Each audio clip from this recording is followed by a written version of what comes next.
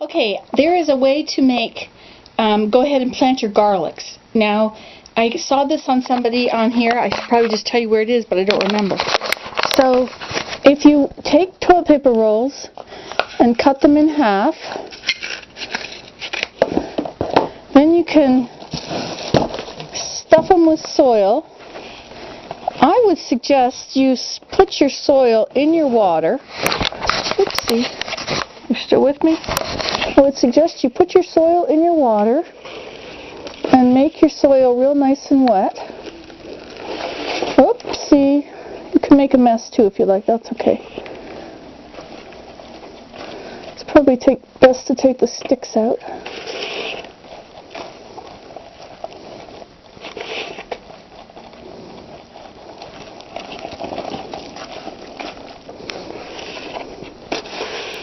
Now I also have a soil blocker, which is in the greenhouse, which I will also use, and I'll show you how to do that, but that won't be in this video.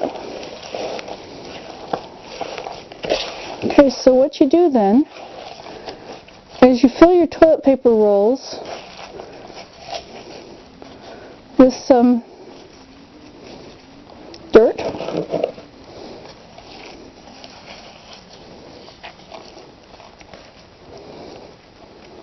soil. Okay, and then you're going to do garlic, okay?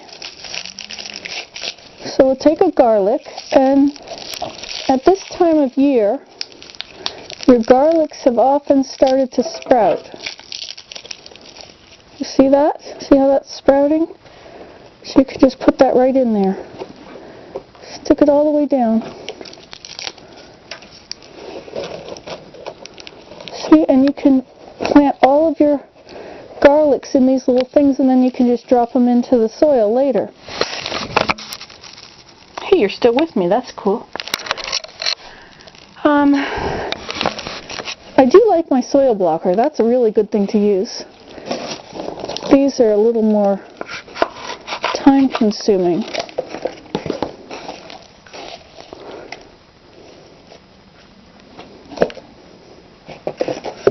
Probably best to fill these all up first. I try and do everything like a assembly line.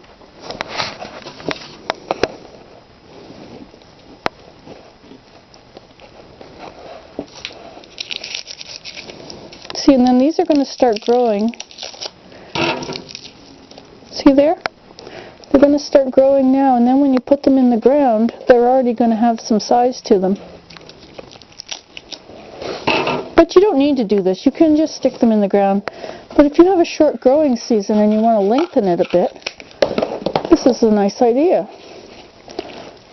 I never thought of using toilet paper rolls until that girl did it. Somebody showed me this site. I think Mukwa did. Mukwa, who was it that showed us this? She was a real smart girl.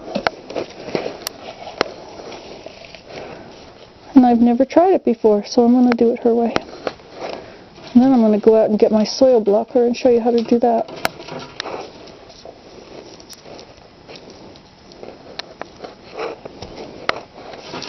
Now I'm going to keep these. Eventually, I'm going to put up shelves in the sunroom, and I'll hang all these things up in there.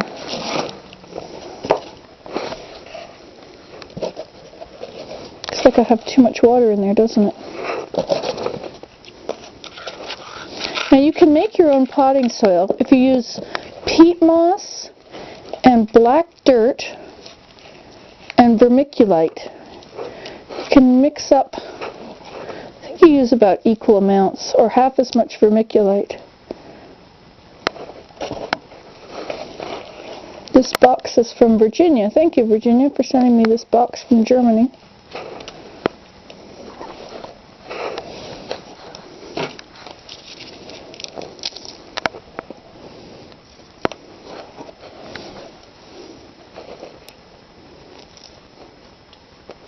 Probably best to do this over there, because if you squish your dirt out, see, this wasn't going in far enough, but if I do it over there, I can do it better.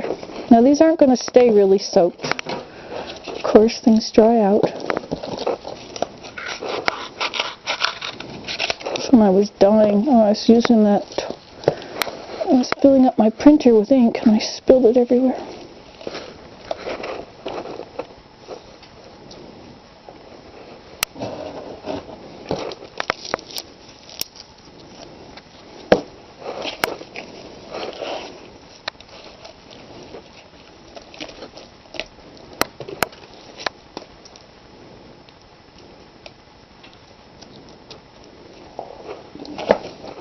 Okay, well, you get the idea.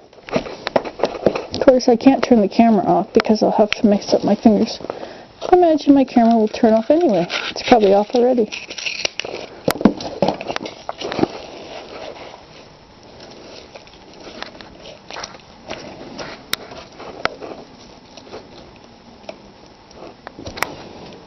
It's good to have your own crop of garlic. Garlic is very easy to grow.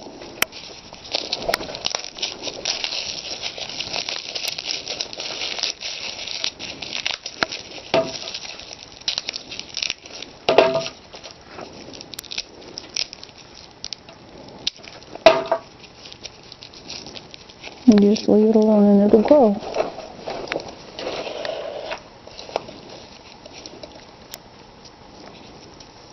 And once you get a good patch of garlic, if you just let it go to seed, you'll have garlic forever. I assume, I don't really know, I haven't done that, but I have had wild garlic around before, which was just showed up.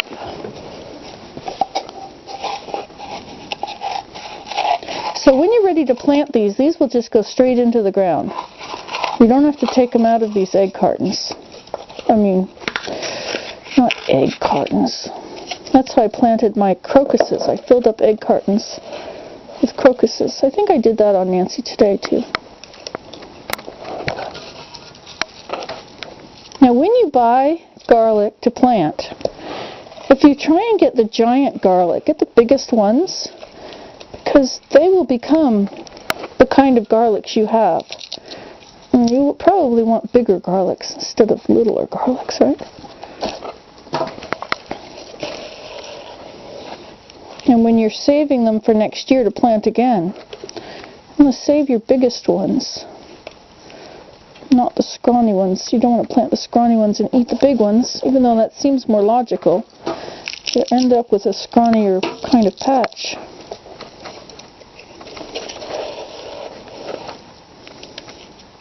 Now this soil I have is just the soil I got from last summer when I was getting free soil from the plant store. They had plants that would die, and I would go in and ask if I could have the soil.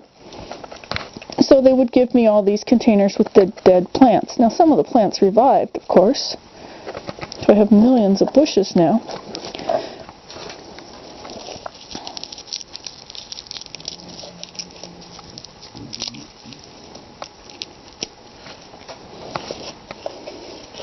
So this soil is all from that. So I didn't have to buy the potting soil. I wonder if my camera is still on. Probably not.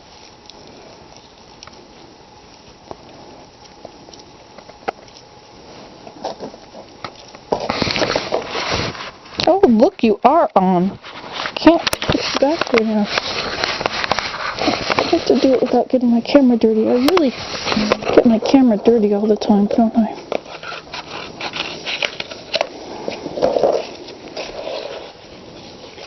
It doesn't take long to do this.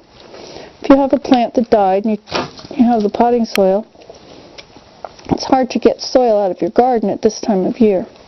So you really need to make sure in the fall that you have soil on hand that you're going to be able to use when you're going to plant your stuff.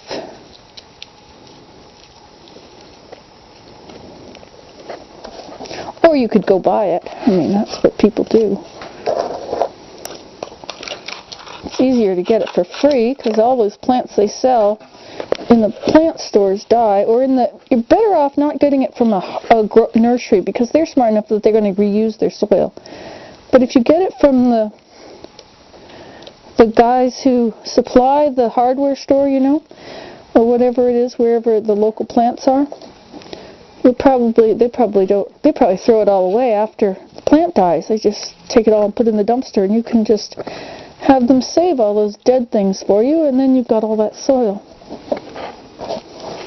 Oh, I'm filling up this container.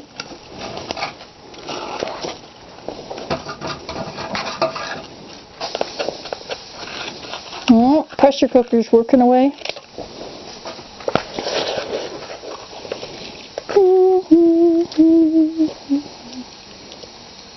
Need to get another piece of garlic. There we go. See, the dripping stuff is kind of coming out into there. That would be water.